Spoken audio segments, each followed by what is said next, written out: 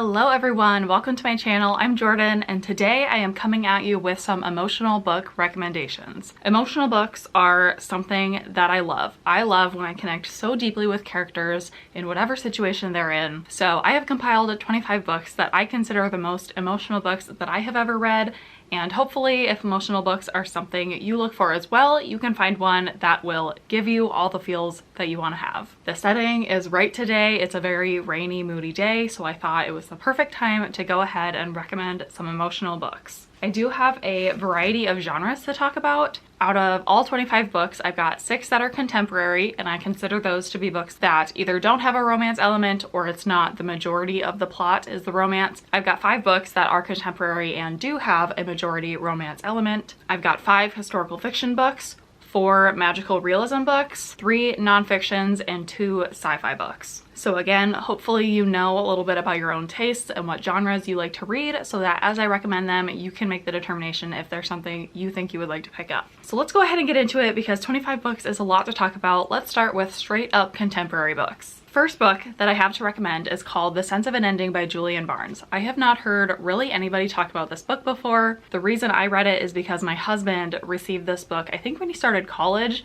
and he was in a group like discussion of this book or something. So he kept it and he recommended that I read it, and I'm really glad I did because this is one of the first books that I read as an adult as I was getting back into reading, and it's one of the books that I have the strongest emotional memory and connection to, if that makes sense. So this book follows a middle-aged man named Tony who is reminiscing about his younger years and his group of friends that he used to have. Basically, something has happened that is causing him to revisit those old memories, and so you learn all about that, and it's just emotional. It's impactful. It's a very melancholy feeling book the whole time, and then by the end, realizations are had that just hit you in the gut, or at least they did for me. It's a very short book. It's only 160 pages long, so it could definitely be a fast read, and I think that just adds to its impact because it packs so much into those 160 pages. The next contemporary book I have to recommend is called This Is How It Always Is by Lori Frankel. This is about a family who has a child who, when they are 5, expressed that they would like to be the other gender. And so it's all about that family working to understand their child, trying to respect their wishes, and then dealing with everyone else around them, expressing their opinions to them, and basically how this entire situation shapes the entire family's lives. This book is very emotional because not only does it address how the child is feeling in this situation, but it addresses how every single family member is also affected. And I think it does it in a very nice, objective way where it's not telling you as a reader how to feel, it's just showing you the situation. And I think teaches you to have a little empathy for everyone involved. Then we have another book that actually my husband recommended me to read. It's called The Art of Fielding by Chad Harbach.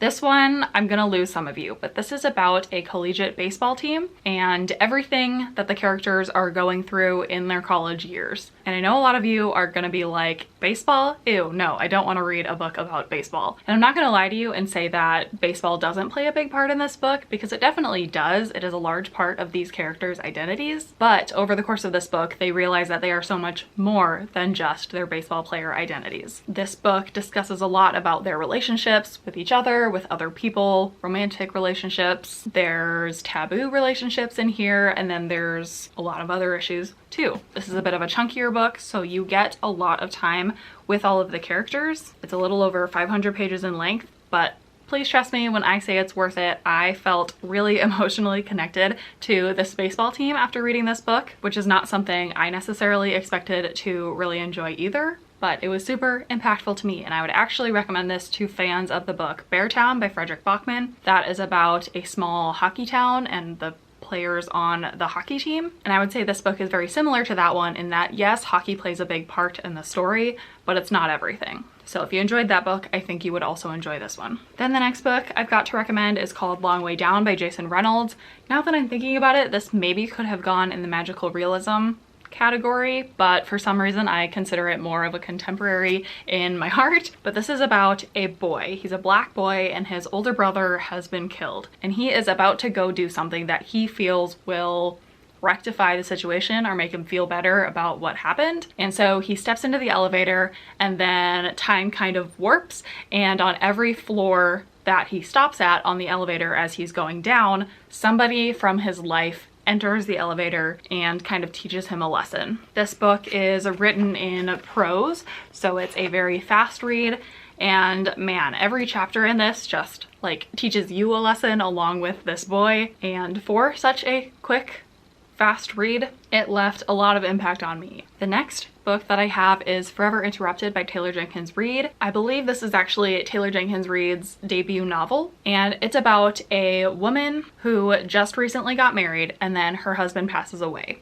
That happens like right at the start of the book, and then it's all about her not only grieving that marriage, that relationship, but also forming a relationship with her dead husband's family that she never got time to develop while they were married because their romance and marriage was such a fast whirlwind experience. This is not in the romance category because, again, her husband just passed away and it's very much about her grieving that loss, but we do get snippets of the beginning of their relationship too. So there are romantic elements if you like reading about that in your books, but I want to make it very clear that she is grieving his loss. So it's not a romance, it's not about her finding new love again or anything like that. It is very much about the forever that she was expecting with her husband being interrupted, ripped away from her, and her having to come to terms with that. And then the last contemporary book that I have to recommend is Tomorrow and Tomorrow and Tomorrow by Gabrielle Zevin. This is a pretty new release book about these two people who formed a friendship as children and then separated for many years, reconnected when they were in college, and then started pursuing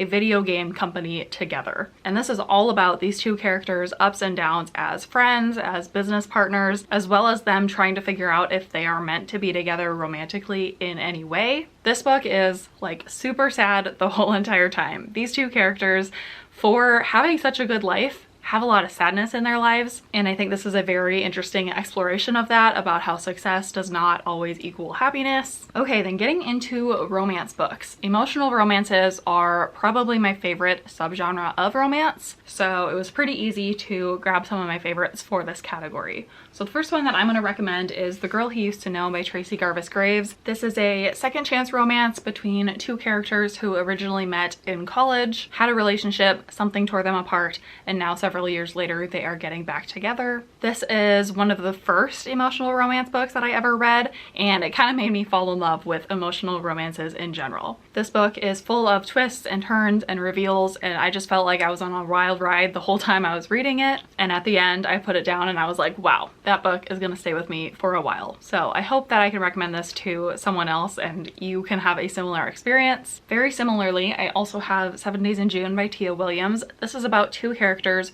who spent a whirlwind 7 days together, very fast kind of relationship, and then separated for like 15 years and now are seeing each other again after all of that time, and again trying to see if they can make a relationship work. This book I really like because it is about adults with adult issues, real world problems. One of the characters has a child, so it's not just a light and fluffy romance. They really have to figure out not only do they work together as a couple, but do their lives also work together and make this feasible for them to pursue a relationship. Then I can't talk about emotional romances without talking about Colleen Hoover, so my two favorites really quickly are All Your Perfects and It Ends With Us. I actually don't have my physical copies of either of these with me. I think I've lent them out to friends or family, but these are just my favorite. You don't need me to hype them up. All Your Perfects is about a couple struggling with infertility, and It Ends With Us is about a couple who comes from abusive families and want to try to break that cycle. Then the last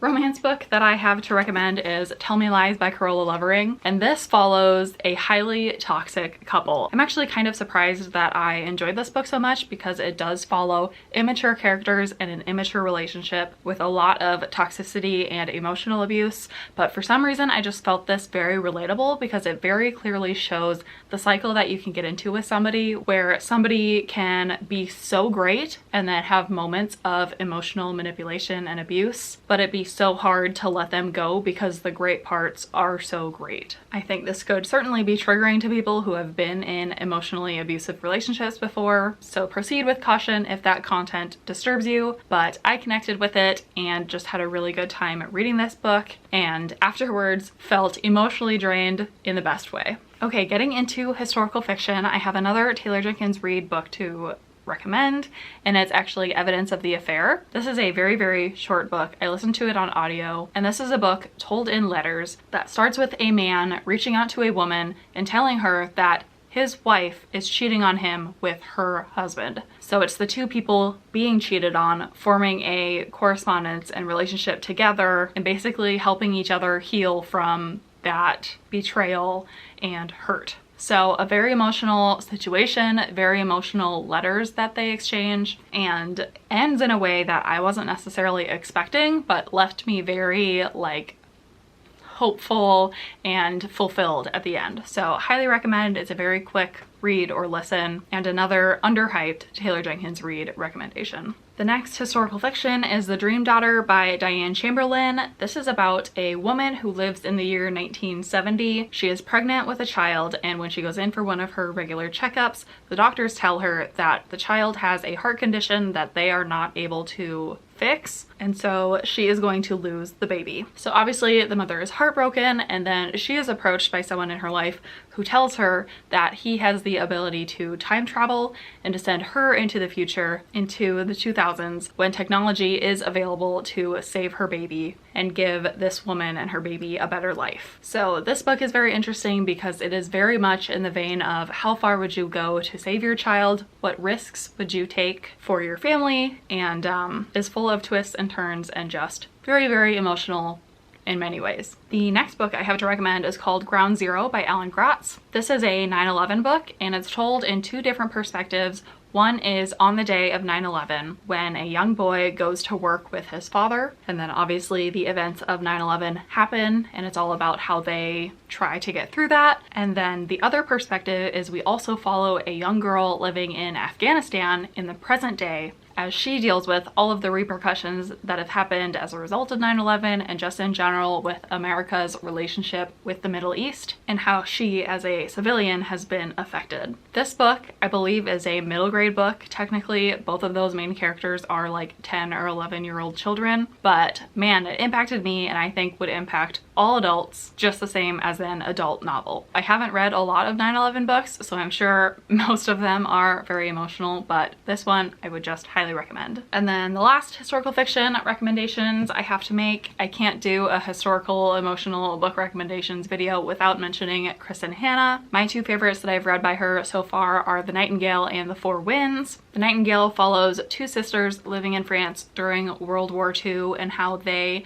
have very different lives during that period of time and kind of fight in their own unique ways. And then The Four Winds is about a mother who is trying to build a better life for her family. They live in Texas, and then the Dust Bowl happens, so then they decide they want to move to California, and it's during the Great Depression, so everyone is struggling and trying to find work, and so she is just trying to do the same for her family, just trying to help them survive. Both of these books, super emotional, very long, so you get a lot of time with these characters. So if for some reason you have not picked up Kristen Hanna and think that you would enjoy her stories, now's the time to do it. Okay, getting into magical realism. This is a genre that I didn't know that I really enjoyed so much because typically I say that I don't like fantasy, but I feel like magical realism is just realistic enough that I still feel super connected to the characters and their situations that they really work for me. So the first recommendation I have is The Astonishing Color of After by Emily X. Arpan. This is super emotional from front to back. This is about a girl who loses her mother to suicide, so she is grieving the loss of her mother.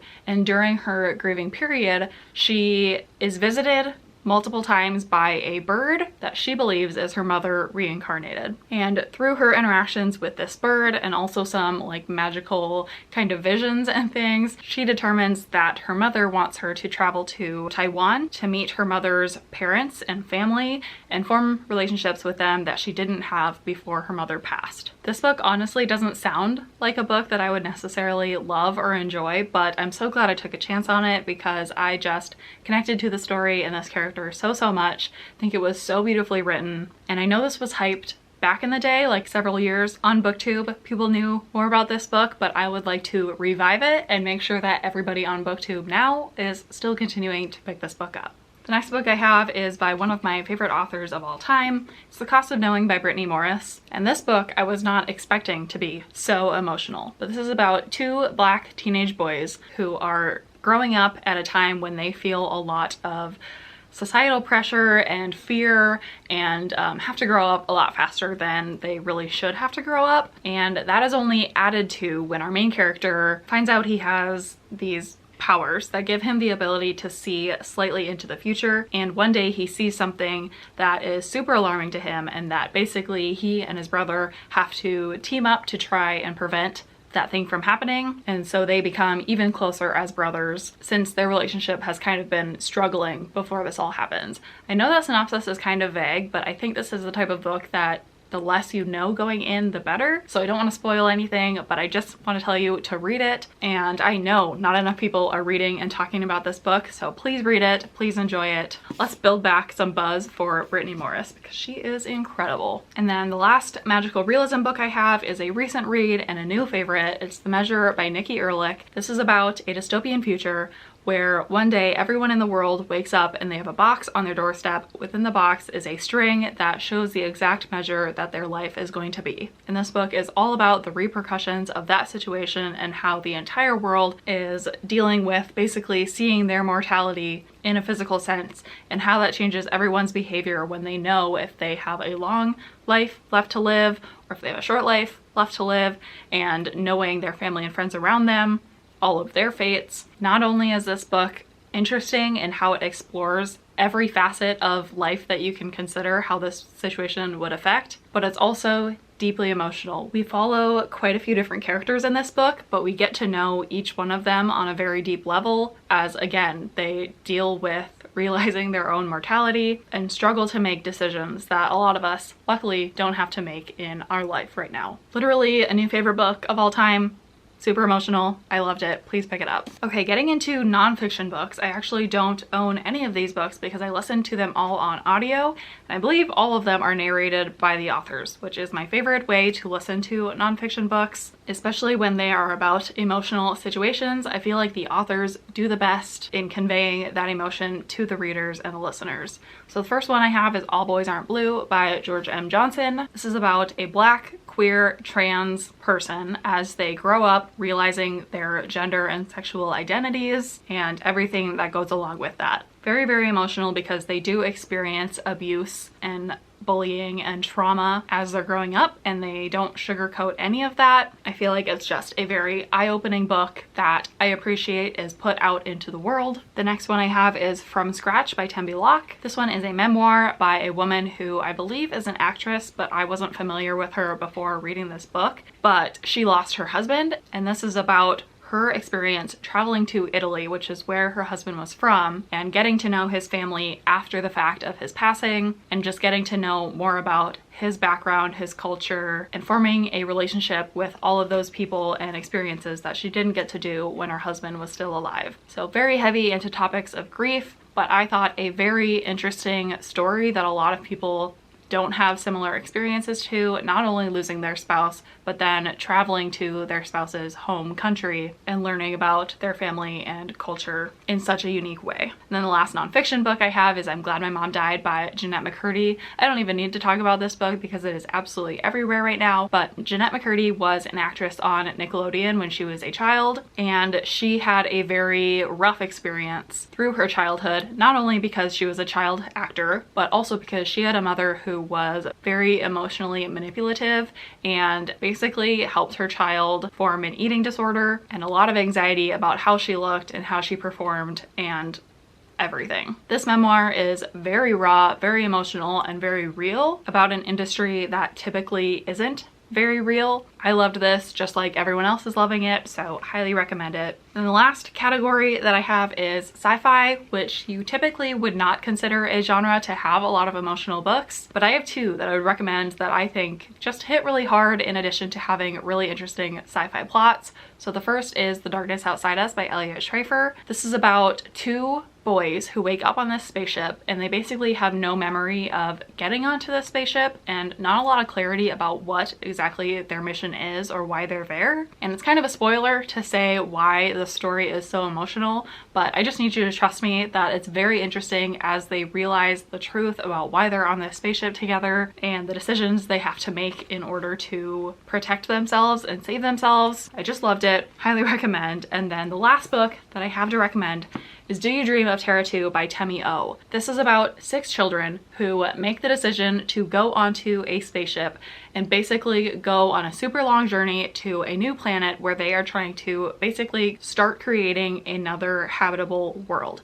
And these children, by making the decision to train and go on this journey, are giving up their entire lives at home because the journey is long enough that they will be adults by the time they reach this new planet and they have no opportunity to go back home and ever see their loved ones again. So super emotional decision for anybody, let alone children, and I really love how this explores these children having to mature and make really difficult decisions when they're so young, and we actually get time with them on the spaceship where they kind of have to act like their own government amongst each other, and again just make decisions that children really should never have to make, and it's very emotional. So those are all 25 of my emotional book recommendations. Please let me know if you are going to try out any of these books, if you like emotional books. Let me know if you have any recommendations. I am always looking for emotional books in every genre, so please let me know if you have any books that made you cry or that you just came out of so emotionally invested and connected with the characters. Those are my absolute favorites. But other than that, I don't think I have anything else. So thank you so much for watching this video, and I will see you in my next one.